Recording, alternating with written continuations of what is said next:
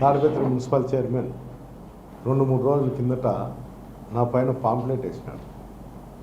అంటే ఎలక్షన్ ముందు నీ ఆస్తి ఎంత, ఇప్పుడు ఆస్తి ఎంత అని వేసినాడు. దాంట్లో కొంతమంది మా బంధువులు ఆస్తులు కూడా దాంట్లో కలిపి పాంప్లెట్లు వేయడం జరిగింది.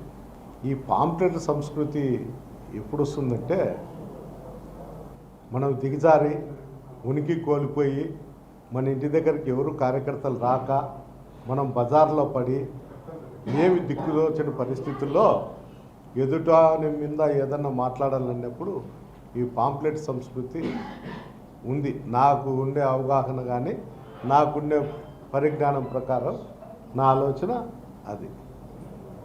ఈరోజు ప్రభాకర్ రెడ్డి అనే వ్యక్తి ఇంత నీచమైన సంస్కృతికి తోడ్పడినాడంటే అది అందరూ తెలుసుకోవాల్సిన విషయం. ఇంకోటి ఏమంటే, పెట్టుబడి లేకోకుండా ఒక చార్టర్ అకౌంట్ నాకు దొరికినాడు అనుకుంటున్నా, ఒక గుమస్తా దొరికినాడు అనుకుంటున్నా. ఏంటంటే నా దగ్గర వచ్చి పని చేయకపోయినా పబ్లిక్కు తెలియజేస్తే ఎవడో వచ్చి నాకు పాంప్లెట్ ఇచ్చి మా ఆడిటర్కి నా ఆస్తి ఇంతని చైర్మన్ గారు గుమస్తా వచ్చి నాకు పంపించినాడని ఆ పాంప్లెట్ పంపించి దానిపైన చేస్తా. ఇది ఒక ఎత్తు. నేనేమో ఆస్తులు కొనిండేది, నేను నా కొడుకులు వ్యాపారం చేసే ఆస్తులు కొన్నా తప్ప నేను ఎక్కడ గుజరీ సామాన్లు దొంగతనాలు దోపిడీలు చేసి నేను కొనలే. అయ్యా, మేము కమాండర్ జీప్లో తిరిగేటప్పుడు కూడా 85లో 83లో కూడా నువ్వు మోటార్ సైకిల్లో తిరుగుతాను. మీ అన్న గెలుపు కోసము ఒకానొక టైంలో మా అన్న 10,000 చందా ఇచ్చి కొత్త జీపు తీసుకొచ్చి మీకు బీగాలు ఇచ్చిన పరిస్థితి. తాడిపత్రి కాన్ఫరెన్స్లో ఎంతోమంది ఇళ్ల కాడ అరుగుల మీద వండుకున్నారు. మీరు చందాల కోసము, వాళ్ళ ఓట్ల కోసం అరుగుల మీద తెల్లారుజాము 4 గంటలకు పోయి మీ అన్న అరుగు మీద పెట్టుకొని ఆ రైతు లేసేంత వరకు, మోతబారు రైతు లేసేంత వరకు అడక్క తినేదానికోసం, అది చందా అనుకోవచ్చు, మీరు అడక్క తినేదానికోసం కావచ్చు, తెల్లారుజామున పోయి పండుకొని డబ్బులు ఇప్పించుకొని చందాలు ఇప్పించుకొని అయ్యా బాబు మీరు నాకు ఎలక్షన్ చేయండి అనే పరిస్థితి నుండి ఈరోజు అదే నాయకులను అదే కార్యకర్తలను తిట్టే స్థాయికి ఎదిగినారు. ఒక్కసారి మీ గతం గురించి ఆలోచన చేయండి. ఎవరిని పడితే వాళ్ళని మాట్లాడేది, ఏది మాట్లాడాలనేది ఆలోచన లేకుండా, పరిజ్ఞానం లేకుండా ఈ విధంగా తయారైన. రెండోది, నిన్న మున్సిపల్ కమిషనర్ గారికి సుందరీకరణ అని ఒక ఫోన్కు 200-250 ఇచ్చింది. అతనే నేను ఫోన్లకు ఉండే జెండాలు తొలగించను, ఓన్లీ నేను లైటింగ్ మాత్రమే వేసుకుంటా సుందరీకరణ, దానికి మీరు పర్మిషన్ ఇవ్వండి అని చెప్పి అడగడం జరిగింది. అతను జెండాలు పీకుతా అంటే పోలీస్ అధికారులు, మున్సిపల్ అధికారులు తీయాకండి అంటే పోలీస్ అధికారులకు అప్పట్లో ఇతను లెటర్ చూపించడం లేదు కాబట్టి ఇట్లా తీసి కాంట్రవర్సల్ చేయొద్దండి, తాడిపత్రిలో ఏదన్నా ఉంటే మేము తీసేయిస్తాం మున్సిపాలిటీతో మాట్లాడని చెప్పిన దానికి ఈరోజు మళ్ళా కూడా పోలీస్ అధికారులను బెదిరించే ప్రయత్నం చేస్తాను. అంటే నువ్వే ఇచ్చి నువ్వే పర్మిషన్ మున్సిపాలిటీలో తీసుకొని మేము లైటింగ్ మాత్రమే వేసుకుంటాం, జెండాలు పోమని చెప్తూ జెండాలు పీకేదానికి ప్రయత్నం చేస్తూ ఏదో సిచ్యువేషన్ క్రియేట్ చేసి వైఎస్ఆర్ కార్యకర్తలను రెచ్చగొట్టి అక్కడ ఏదన్నా గలాటలు జరిగితే, లా అండ్ ఆర్డర్ ప్రాబ్లం సృష్టించితే ప్రజల్లోకి అతను పొరపాటున ఎవరైనా వైఎస్ఆర్ సిపి కార్యకర్తలు కోపంతో అతనిపైన దాడి చేసి దెబ్బలు తింటే దాని సాకుగా పెట్టుకొని ప్రజల్లోకి వెళ్ళాలనే ఆలోచన తప్ప అతను ఏరే విధంగా ఏం లేదు.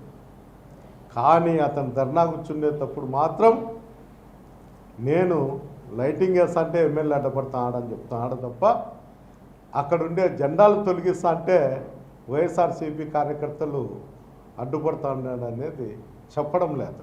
అంటే ఎంత తెలివిగా అధికారులను కావచ్చు, ప్రజలను కావచ్చు, ముబ్బి పెట్టే కార్యక్రమంలో అతను ఉన్నాడు. ఎలక్షన్లు 4 నెలలు ఉన్నాయని ఆలోచనతో చేస్తున్నాడో, సంవత్సరం నుండి ప్రతిరోజు ఏదో విషయం పైన అది ఈ విషయంలో మనం చేయాలా లేదా అన్న ఆలోచన లేకుండా ప్రతిరోజు మీడియా మీద కూర్చోవడం, లేకపోతే యూట్యూబ్ ఛానళ్ళలో పిలుచుకోవడం, పోలీస్ స్టేషన్లలో అధికారులను బ్లాక్మెయిల్ చేసుకుంటూ బతుకుతాను. నేను ఇప్పుడు స్పష్టంగా చెప్తాను, నేను నా కష్టాజీతంతో నేను నా ఆస్తులు కొన్నా. ప్రభాకర్ రెడ్డి కష్టాజీతంతో ఆస్తులు కొన్నాడేమో. ఒక్కసారి చర్చకు రమ్మను. ప్రతిసారి నేను ఈ చర్చకు రమ్మని నేను ఏంటికి చెప్తానంటే, అంతో ఇంతో ఎప్పుడో ఒకసారి అతను టెంప్ట్ అయి నేను వస్తాను అని చెప్పి మీడియా మిత్రులకు పోలీసు అధికారులకు చెప్తారేమో అని ఎదురు చూస్తాండా. ఏంటంటే ఒకసారి చర్చకు వస్తే అతని బతుకు ఏమిటో అనేది ప్రజలకు తెలియజేయాలనేది నా ఆలోచన. ఏమో అతను చర్చకు వచ్చినా చర్చకు రాకపోయినా నా వయసులో తాడిమిత్రులు ఉన్న వాళ్ళకి అందరికీ వాళ్ళ బతుకుల గురించి తెలుసు. వేరే వాళ్ళకి ఇప్పుడు పిల్లలకు తెలియకపోయినచ్చేమో, కానీ వాళ్ళ జీవనం ఏ విధంగా సాగుతుండాలి అనేది అందరికీ తెలుసు. ఈరోజు కూడా వాళ్ళు ప్రజలతో సంబంధించిన మున్సిపాలిటీ సొమ్ముతోనే వాళ్ళ ఇంట్లో ఈరోజు అన్నం తింటారనేది కూడా ఆ సొమ్ముతోనే. ఏంటంటే దాదాపు 20-23 రూములు బినామీ పేర్లతో వేసుకొని అది నామినల్ రేటుకి వేసుకొని 20,000 రూపాయలు 25,000 రూపాయలకు బాడిగలు ఇచ్చి ఆ పై అమౌంట్తోనే వాళ్ళ సంసారం ఈరోజు జరుగుతుంది. వాళ్ళ దగ్గర డబ్బులు లేక కాదు, ప్రజల సొమ్ము ఏ విధంగా దోచుకుంటా అంటారనే ఉదాహరణ కోసమే ఇది నేను మీకు తెలియజేశాను. 20-25 రూములు బినామీ పేర్లతో ఉన్నాయి. గతంలో ఇదే బినామీ పేర్లతో ఉండే వాళ్ళకే 2.5 కోట్ల రూపాయలు మున్సిపాలిటీలో కౌన్సిల్లో పెట్టి క్యాన్సిల్ చేయడం కూడా జరిగింది. అంటే ఎంత నీచమైన వ్యక్తులో ఒకసారి తాడిపత్రి ప్రజలంతా కనుక్కోవాలి. అంటే అతను చెప్పేది నిజమా అబద్ధమా, లేకపోతే ఏం జరుగుతుంది అనేది క్లారిఫై చేసుకోవాలి. అంటే పద్దెని లేస్తే నాకు అంత ఓపిక లేదు. అతను మాదిరి పద్దెని లేస్తే ఒక పని పెట్టుకున్నాడు. ప్రజల్లోకి పోరు కానీ మీడియానో యూట్యూబ్ ఛానళ్ళలోనో ఒక 5-6 మందిని వ్యక్తులను పెట్టుకొని అడ్డం వచ్చినట్లు అందరి మీద రెచ్చగొట్టే దొరలతో మాట్లాడతా వాళ్ళకు తెలుగు కూడా మాట్లాడరాని భాషతో మాట్లాడిస్తాను. నాకేం ఇబ్బంది ఏం లేదు. అది ఎప్పుడోసారి దాని మూల్యం దాన్ని చెల్లించేదానికి మేమైతే సిద్ధంగా ఉన్నాము. ఇది టైం కాదనే కోరుకున్నడం జరుగుతుంది. నేను చెల్లించకపోయినా మా కార్యకర్తలు కానీ మా నాయకులు కానీ ఊరుకునే పరిస్థితి లేరు. అంటే ఆ స్థాయి మితిమిరిపోయింది. అంటే వ్యక్తిగత దూషణలకు పోయే పరిస్థితికి వచ్చింది. అతనేమన్నా దీనికి ఇదంతా కారణం ఏమంటే, ఎలక్షన్ల ముందు ప్రభాకర్ రెడ్డి నా గురించి ప్రజలకు చెప్పిండేది వేరు, ఇప్పుడు జరుగుతుండేది వేరు. తాడిపత్రి కాన్ఫరెన్స్లో ఒక మార్పు తీసుకొచ్చింది. స్వేచ్ఛ అంటే ఎట్లుంటుంది, బానిసత్వం అంటే ఎట్లుంటుంది అనేది ఒక విధంగా తీసుకురావడం జరిగింది. నేను ఇప్పుడు కూడా లా అండ్ ఆర్డర్ను కాపాడాలనేది నా ఆలోచన. ఆ ఆలోచన నుండి నేనైతే ఎలక్షన్లు అయిపోయేంత వరకు దాన్ని డిమోట్ కూడా చేయలేను. అయిపోయిన తర్వాత అయితే ఖచ్చితంగా 2-3 నెలల్లో నేను మళ్ళా గతంలో నేను ఎట్లున్నానో 85 నుండి 2003-2004 వరకు నేను ఏ విధంగా ఉన్నానో ఆ రూపం అయితే నేను కూడా ఒక 4 నెలలో 3 నెలల్లో చూపించాలనే ఆలోచన కూడా అది నా ఆలోచన కూడా అదే ఉంది. అది కూడా నా వ్యక్తిగతంగా వాళ్ళ కుటుంబం మీద మాత్రమే, ప్రజల మీద ఏం కాదు. ఎవరో 500-10 వానికి అనుచరులు ఉన్నారు, నోరు జాగ్రత్తగా పెట్టుకోకుండా ఇష్టం వచ్చినట్లు మాట్లాడుతున్నారు వ్యక్తి. దీని మూల్యం అయితే నేను ఖచ్చితంగా తీర్చుకోకుండా పోయే ప్రసక్తి లేదు. ఏంటంటే మనం కూడా దేవుని ముక్కుంటున్నాం. దేవుని ముక్కునేటప్పుడు ఏమంటారంటే, ముక్కున్నప్పుడు మా కోరిక నెరవేరితే మళ్ళీ నీ దగ్గరకు వస్తా స్వామి అని ముక్కుంటాం. ముక్కున్నప్పుడు మనకు నెరవేరకపోని మళ్ళీ ఆ దేవుని దగ్గరకు పోయి వస్తానే ఉంటాం. అందువల్ల నేను కూడా నా జీవితం మర్చిపోతే అందరికి కూడా పెద్దారెడ్డి ఇంత సామ్యుడిగా ఉన్నాడు అని దావుంటి వాడు కూడా నన్ను కాలుతో దండిపోతారు. నేను కాలుతో దండించుకునే పరిస్థితుల్లో ఎప్పటికీ లేను. ఒక్కసారి అయితే నా పాత జీవితంలోకి నేను ఒకసారి అయితే పోవాలనే ఆలోచన అయితే ఉంది, కానీ అది ఎలక్షన్లు అయిపోయిన తర్వాతనే నా పాత జీవితంలోకి నేను ఖచ్చితంగా 3-4 నెలలు అయితే పోతా. పోయి నాకు ఎవరు కావాల్సింటే వాళ్ళని ఎదుర్కొంటా తప్ప నేను ఏరే విధంగా ఉన్నాను. ఇది కూడా నా ఓర్పు పరీక్ష, ఇది నాకేం ఏరే విధంగా లేదు. అది చిన్న సామాన్యునికి కూడా నా లాంటి పరిస్థితి వచ్చే వాడు ఎప్పుడో ఈ రోజుకు ఘర్షణకు దిగేవాడు, కానీ నేను దిగను. ఇప్పుడు పోతే నష్టం ఏముంది అని అడగచ్చు. ఇప్పుడు పోయి డిస్టర్బ్ చేసి ఇన్ని రోజులు నేను మంచిగా ప్రజలతో అందరికి ఉండి డిస్టర్బ్ చేసి వాడు ఆగింతం చేసి బజార్లోకి వచ్చాడు, గుడ్డలు దించుకొని ఇంకోటి ఊరికి నేను బజారుకి పోతానే అతనికి బట్టలు దించుకొని ఎమ్మెల్యే పోతా నన్ను కొట్టిపోయినాడని.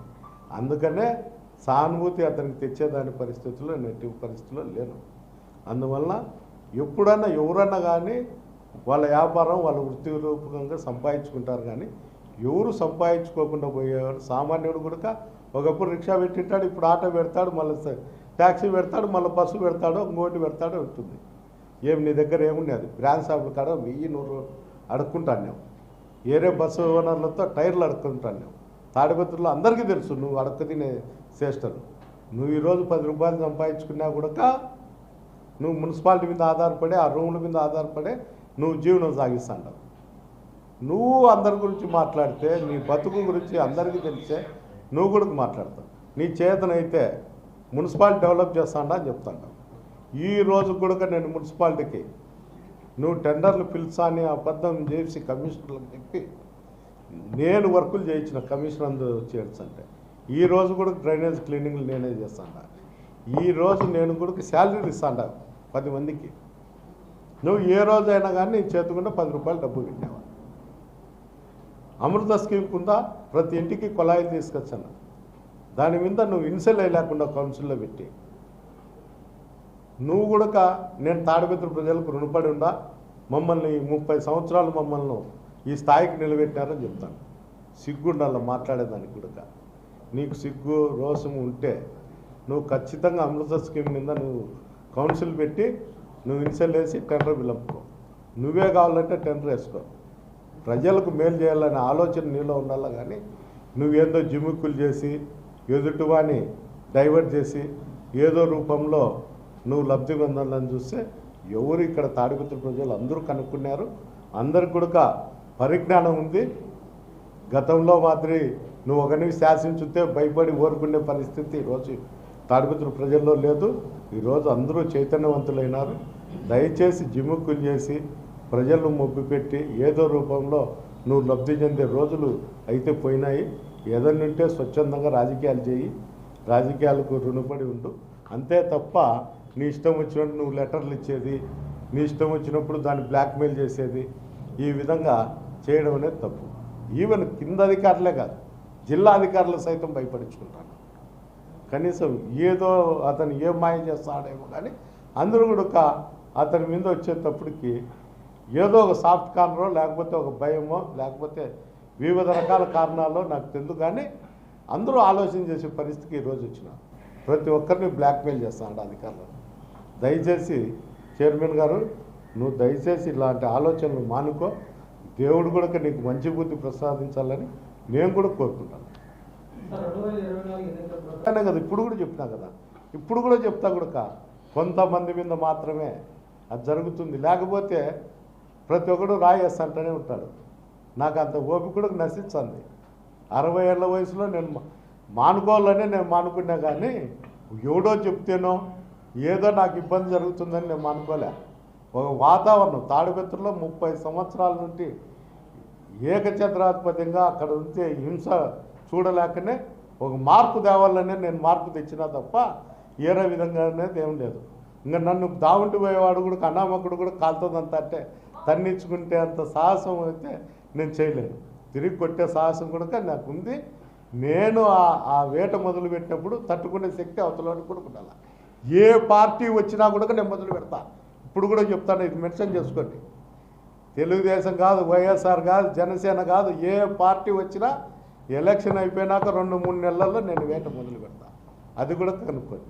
ఇప్పుడు భయపడితే భయపవాడు పిరికి పొందా, భయపడకుండా ఎదుర్కొన్నవాడే ధైర్యవంతుడు. అదే అతని విజ్ఞతకి వదిలిపెడతా. భయపడుకోకుండా ఎదుర్కొంటాడో భయపడి ఊరుకుంటాడో అది.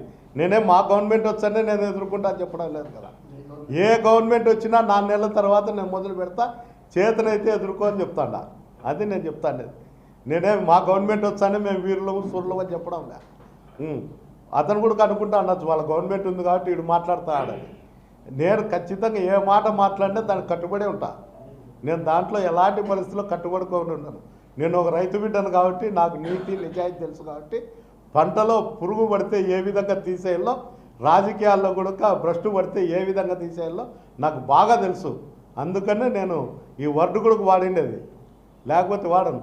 నేను రైతు బిడ్డను కాబట్టి క్రిమికీటకాలు పొలంలో ఏ విధంగా ఉంటే తీసేయాలనో, రాజకీయాల్లో కూడా ఏ విధంగా ఇట్లా అడ్డదారిలో వచ్చి నానాకు భ్రష్టు పట్టించి అందరినీ రెచ్చగొట్టి ఎంతోమంది ప్రజలను ఇబ్బంది పెడితే చూస్తూ ఊరుకుండేకి నేనేం కాదు. దావుంటి పోయేంతవల్ల నేను తన్నలు తినేకి, దావుంట్లో పోయేంతవల్ల మాటలు పడేకి నేను చీవునేతలు లేను అని మటుకు కాదు.